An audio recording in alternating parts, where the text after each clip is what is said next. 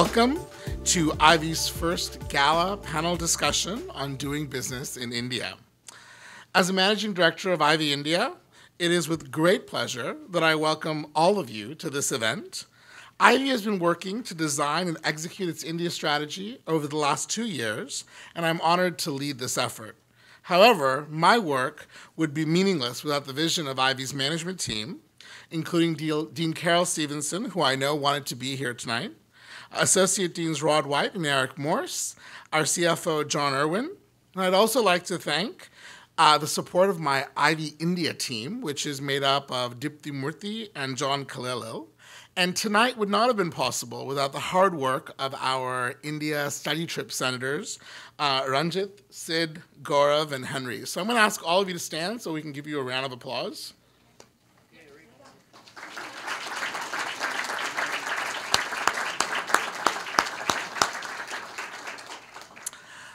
I would like to begin this evening by welcoming our panelists, all of whom have come from outside of London.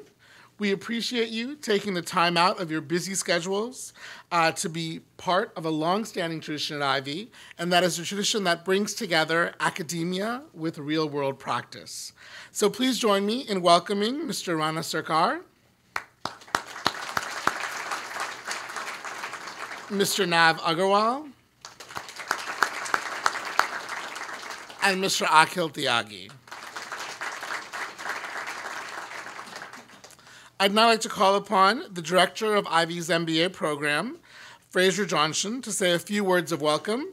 Please join me in welcoming Fraser, without whose generosity and support we wouldn't be here tonight. So thank you, Fraser.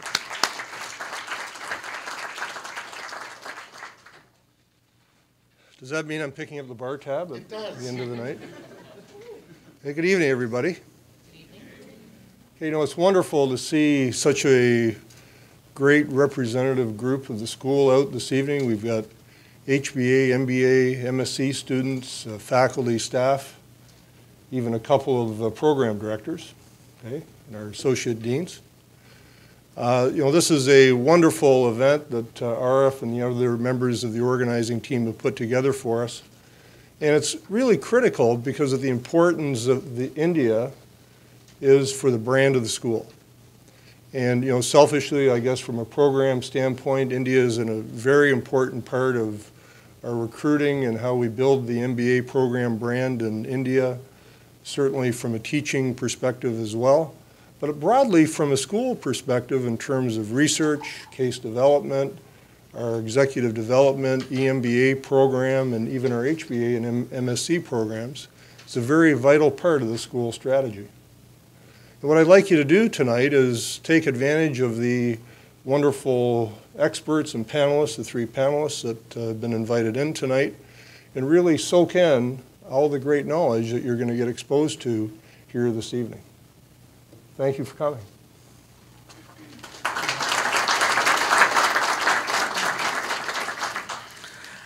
For many of our students and faculty in the room today, as well as some of our staff, India is a place that you may not have been to yet.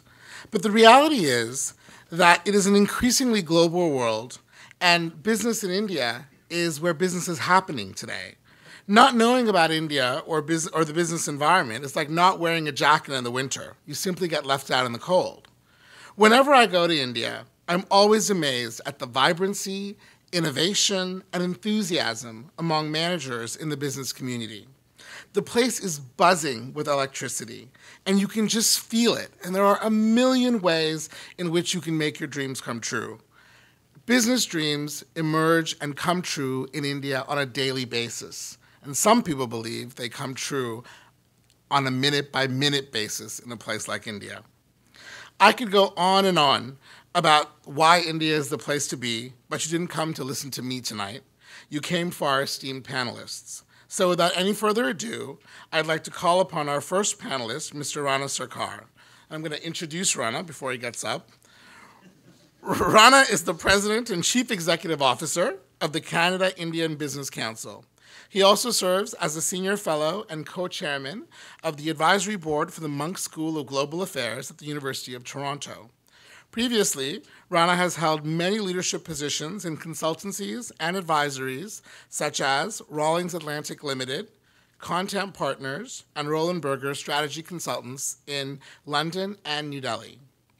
Rana is an active commentator and an ideas contributor on global business and politics, and has been featured on the BBC, CBC, and the Financial Times and the Globe and Mail.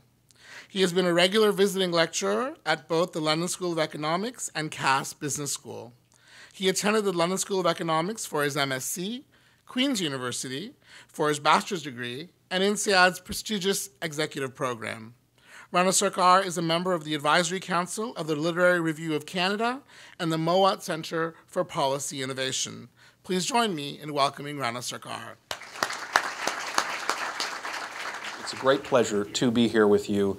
I think that there is no more of an important story for Canada, both from an economic perspective and also from where we would like to be as a country in the next 10 to 20 years, than what we're doing in terms of India, what we're doing in terms of China, and what we're doing in Brazil, and also the rest of the countries that didn't quite make it into the BRICS sort of ambit, including Turkey, South Africa, Vietnam.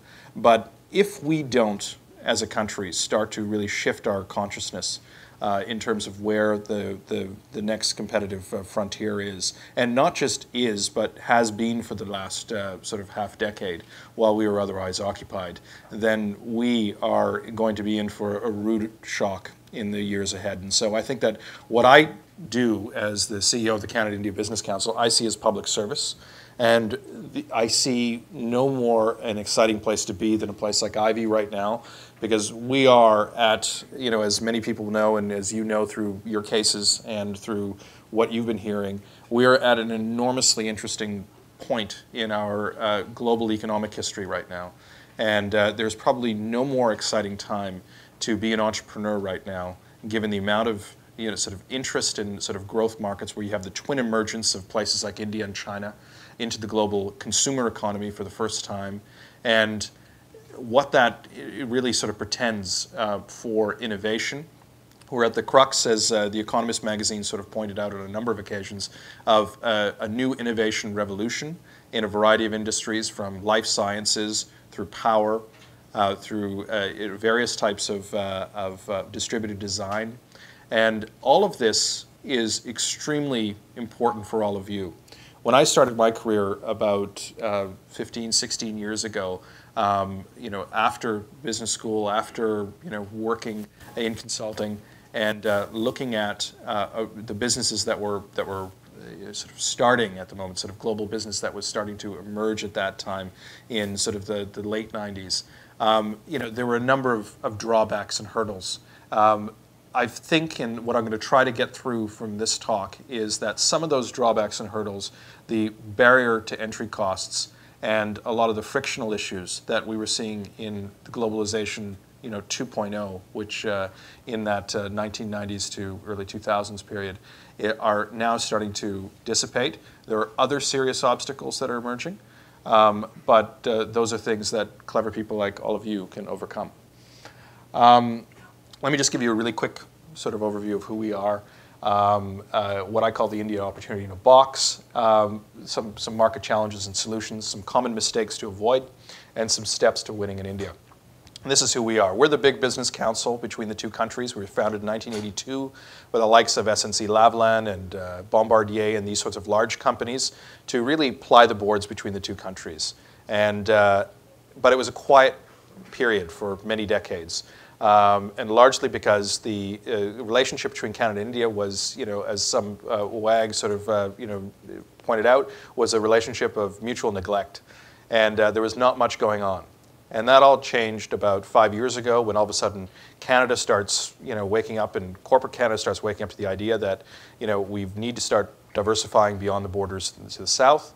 And we need to be looking at the new BRIC economies much more seriously. At the same time, India had gone through a 15-year period of what they would call their sort of global emergence. and there was more of a convergence. We're not quite there to the next step, and there are several steps that we'll be able to take. But here are some of the companies that, in case some of you are looking at which companies to look at specifically as you go forward. Here are some of the companies that are in the sort of the leadership position of the Canada-India sort of frame, and they constitute some of our patrons, who are some of the big contributors to our council. What do we do? I spend most of my days, sort of working in a business council, which is kind of like free investment banking. We look at deals, we look at opportunities on both sides, and we put people together. And whereas my old world we used to charge for this sort of thing, we do this as a part of just a public good, but also sort of a member benefit. And what are the objectives here? So to accelerate bilateral trade, network build this idea of mind share of India for Canada and corporate India.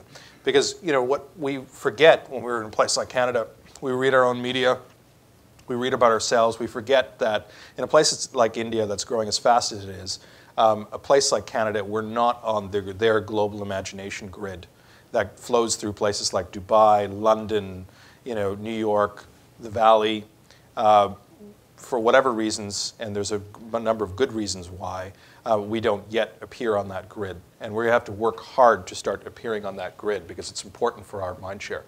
And what do? We put people together in rooms, we do some research, we advocate, we thicken networks, we try to build mind share. So, what's the big India opportunity? Okay, look, all of you guys have been looking at this stuff for a while and need no real introduction to this, but the point that I make, and the one I've just made, is that global economic realignment is made India inevitable for Canada. And so it's not a nice to have, it's not something that we'd like to do, it's something that we must do for a variety of reasons. And that's just because India is not just one of the great markets of scale of the 21st century, and which it is, but, and what we mean by markets of scale is where you take a product, like in the United States in the early 20th century, that you could take a product and you could build a market that then creates momentum on its own, and then that product can then go global from. And there are very few places in the world that will be real markets of scale. India will be one of them. Second thing is the relationship between BRICS countries will be transformative. The relationship of the 21st century, mark my words, is not the ones that you used to think of. It's the relationship between India and China. And how India and China get along economically and how they get along politically is going to be the single most transformative relationship of the 21st century. And when we talk about going to India, one of the reasons we're going to India is because it's a platform economy as well. And we use that platform to gain leverage in places like Brazil and other countries in Southeast Asia that are going to be growing markets. And so that's what we mean by the importance of trade triangles. So this idea of bilateral trade, you want to trade my goods, you accept them, and we have little, bilateral trade arrangements and whatnot. Most of that stuff is completely meaningless in the global economy right now. Because what really works is global supply chains, and all of you know that. And our trade policy has to catch up to that. And so part of what we are doing and what we're engaged in is the catching up of this trade policy to this reality that's already out there. India, third largest economy by 2050. You can parse the data on this, and you can figure out what's important by this measure. Even if they don't get there, maybe they're the fourth largest economy in 2050. That's it's a semantic term. The bottom line is that it's India's geopolitical power, its economic power, its market power is going to increase dramatically over the next little while.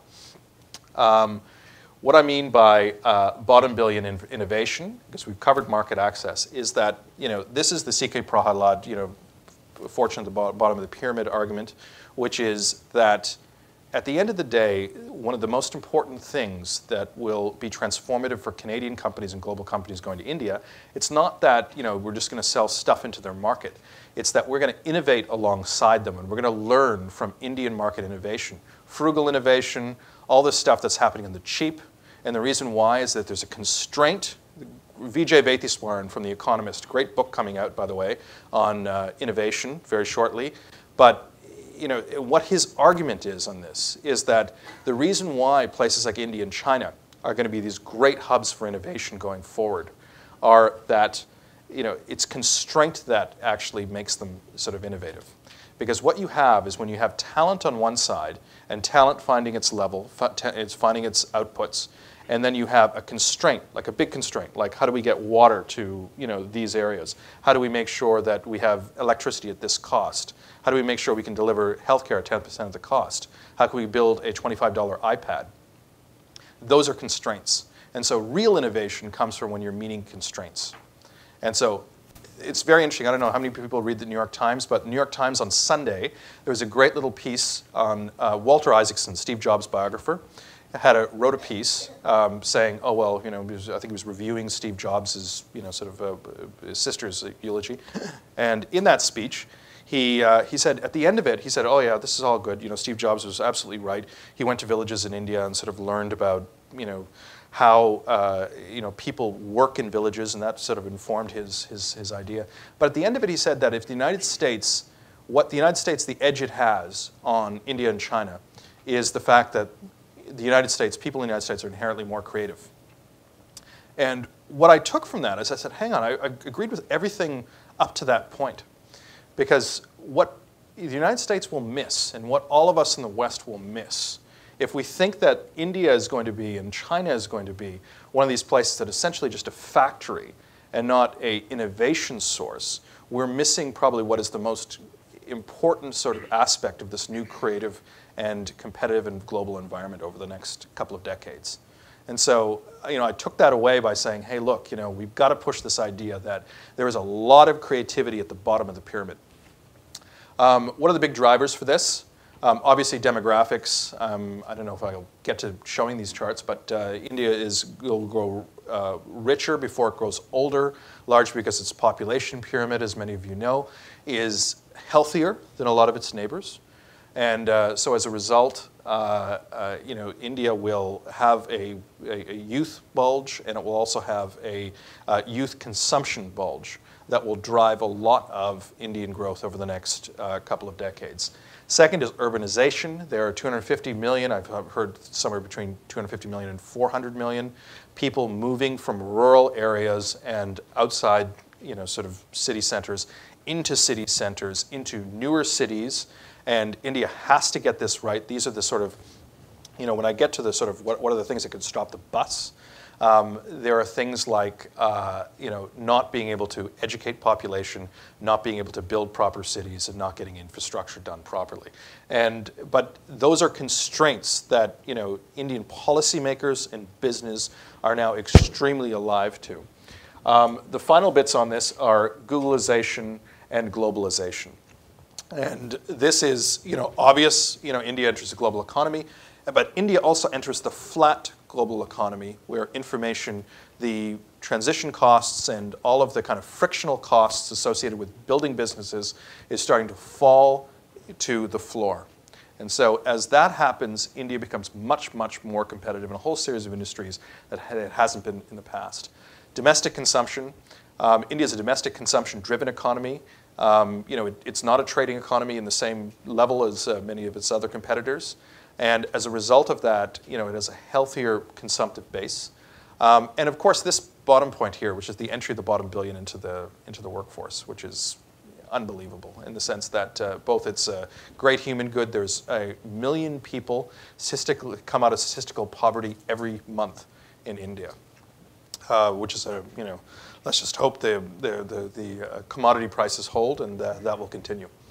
I'm going to skip a bunch of these slides, but all these slides were to show, and this is a talk I do at McGill every year, but it's just about, this is this great sort of program which I'm sure you've seen, which is World Mapper. But these are cartograms of, this is actual population. So if you were to look at the world by population, this is what BRIC countries' growth in terms of overall sort of global growth. I'm going to skip that a little bit. World GDP, percentage of world GDP. And part of this argument is that, look, this is not the emergence of India, China, and Brazil. This is the re-emergence. So this is a sign of what global GDP sort of averages were looking like back in 1700 if you push this map out to 2050, we're going to look like 1700, and with a little bit more towards, sort of Asia. And so this is essentially a point that what's old is new again. And global GDP, sort of the transition, which I think that it's not a place that we need to sort of rehearse this argument, but it's something that's actually visually really compelling. I love data visualization. And if you look at this, so 1990 where things were to where we are in 2000, up to 2015. And this is again, India is looking better on the demographics. Indian consumption in the middle class. This is just sort of more data to sort of to make this point about this growing middle class. And the growing middle class in India is always a bit of a point of contention, but we're seeing in these heavier categories, we're seeing almost 55% of people in that sort of category. I will skip this in the interest of time, and I'll maybe just pop over to a couple of slides here. But this point here is just that there's going to be 13 cities with more than 4 million population. So it's also sort of the spreading out of India, which is also an important thing that's taking place right now. And anatomy of the growth story. What I will say about this is that this story started almost 20 years ago. But it started out of necessity. And people in India will always tell you, oh yeah, there was this great moment where, all of a sudden Manmohan Singh and a few other folks are sitting around the table saying, we got to, kick up the market economy. No, it happened because they couldn't meet their bills. And they were running out of cash. And so they had to make these changes. And so again, this goes, constraint creates the innovation. And again, I won't sort of take you through these too long, so I'm going to let my colleagues talk here. But the growth drivers are significant. I mean, this, in terms of, India is going to it's actually heading towards more than $1 trillion in reserves, real reserves, and which is a significant number if you just follow what's happening in Europe right now. It could come in handy. And PE deals are up. Banking system is stable. English speaking is up, which is all good. The industry opportunities that are out there, I think that everyone is alive to these, and particularly, if you look at, new ag and, what, in terms for Canada, what's important, where are we really strong? Things like agriculture, we're actually doing really well. Infrastructure, resources, obviously, these are all boom sectors.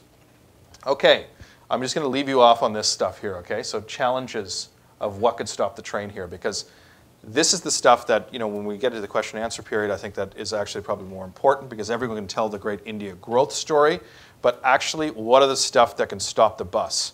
And this is the stuff that everyone has to be alive to, because, and this is where we as Canadians can actually find a role. Because the most useful thing for us to do in India, and the best way that we as Canadians can get traction in a place like India, and also other parts of the so-called developing world, is to be useful. Because the developing world and these new emerging countries are also, they're at the intersection of all of the big collective action problems of the 21st century. Water, food, climate change, stuff that really could mess stuff up. And if they don't get it right, the consequences are huge for them. They don't grow. There's political instability. All of these issues. So they have got the biggest incentive to do stuff. And that's where we as Canadians, when we've got solutions, and if we want to actually be heard, we want to get past the bureaucracy, we want to go past all of that, then go to where people need stuff. Not where they want stuff, but where they need stuff. And be useful in coming up with a solution. Co-innovate. These are the things we're talking about. Biggest problems, and I'll leave you here because I think that my time might be up. Governance. Everyone's heard about the challenges of corruption. Everyone's heard about just how difficult it is to govern 1 billion people in a democratic system where the systems sometimes don't work as evenly. Broadly they work, but they don't always work evenly. And if India doesn't start to really make its governance systems more efficient, and it recognizes that, and what it's trying to do is it's trying to get technology in place of where people used to be, so to get people out of the corruption sort of line. It's starting to develop services and solutions, like everyone's heard about this ID card, giving individuals ID cards. And what that ID card will allow you is it will allow you to actually individually go and get a service delivered to you as an individual. And that will make things much, much more efficient. One of the biggest projects on the planet at the moment.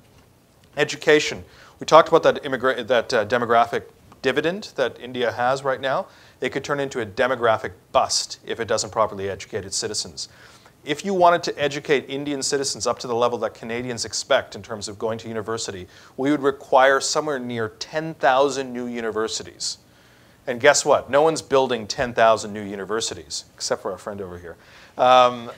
What they're doing is they're going to go around. They're going to leapfrog technology on this. And so instead of building new universities, they're going to start doing things like e-learning. And this gives the argument that, you know, when the president of Harvard was asked, you know, less than a decade ago, who his biggest competitor was it Stanford, whoever it was?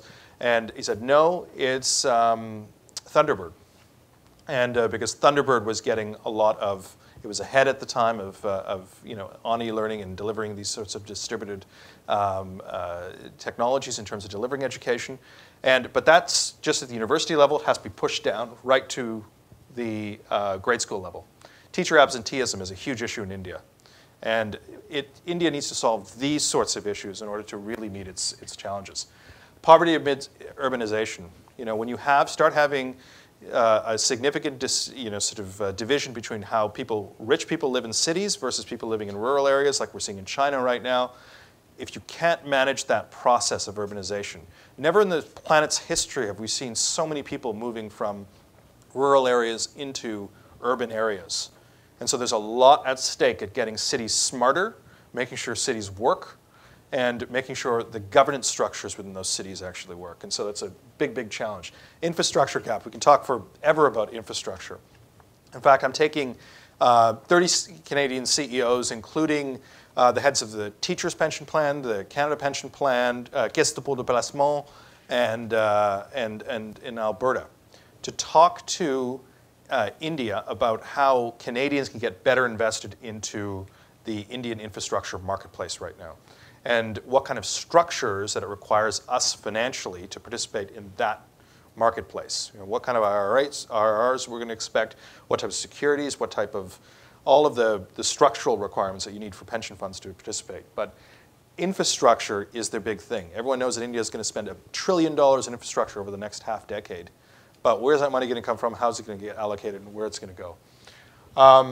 The final bits I'm going to say, and I'm going to then close off, is adapting to climate change. Climate change is still a big issue. You know, I don't care what we're hearing from south of the border. You know, it's if you look at what is taking place in terms of rivers in India, in terms of water table, in terms of food and agriculture, these are show-stopping issues. And India sees it as its sort of incentive to participate in making sure that that gets done. Finally, regional instability. You know, you got nothing if you don't have a safe neighborhood. And India is in a pretty dangerous neighborhood for a variety of reasons. It's got Afghanistan, Pakistan, you know, sort of big China on one side. You've got Sri Lanka, you know, that's at least a little bit more stable now, but still has its issues. And, you know, Burma, you've got, wow, I mean, it's a tough, tough neighborhood. And so India needs to take some leadership in terms of how it manages its neighborhood role in order for it to sustain its growth path and make sure that its neighbors also sort of do well in the midst of it. And the final bit is our friend Nissan Taleb's sort of great notion of black swans. Who knows? Like, there could be something that comes up that, you know, we are completely unplanned for, and that will ultimately challenge a country like India, and India's systems have to sort of react to that. And it could be a governance issue, could be a terrorist issue, could be, you know, whatever it is. But these are sort of the big stuff in the frame. So let me just leave you at that, and I'll let you read what I think are the reasons why India is likely to stay on the rails, and that's just that it's past the tipping point of growth, it's got the demographic dividend. China's its example. The biggest thing India has going for it right now is the fact that it sees the Chinese doing it down the street. And they go, we can do that too. And a new attitude of India. People in India are, as you probably experienced, like some of them are, absolutely whip smart in terms of, the quality of talent, and they've got a new attitude. It's all, they're swinging for the fences. The democratic dividend. Right now, it looks like India is being taxed for its democracy, but just watch these systems. Democracy is a great way of being able to absorb all sorts of political risks. And we're seeing that through the Arab Spring. We're seeing that in what's happening in China. It's still a very resilient network. And finally, I'm just going to leave you on this thing. It's syncretic gradualism and management talent. One of the greatest things that India has, it's got more than a 4,000-year history of managing diversity, stuff like we do in Canada, except for it's been doing it for a long, long time. And that matters because, it can kind of swing, it can kind of, manage through all sorts of different situations. And finally, it's the quality of management talent, like our good professor here. And I'll leave you there. Thanks.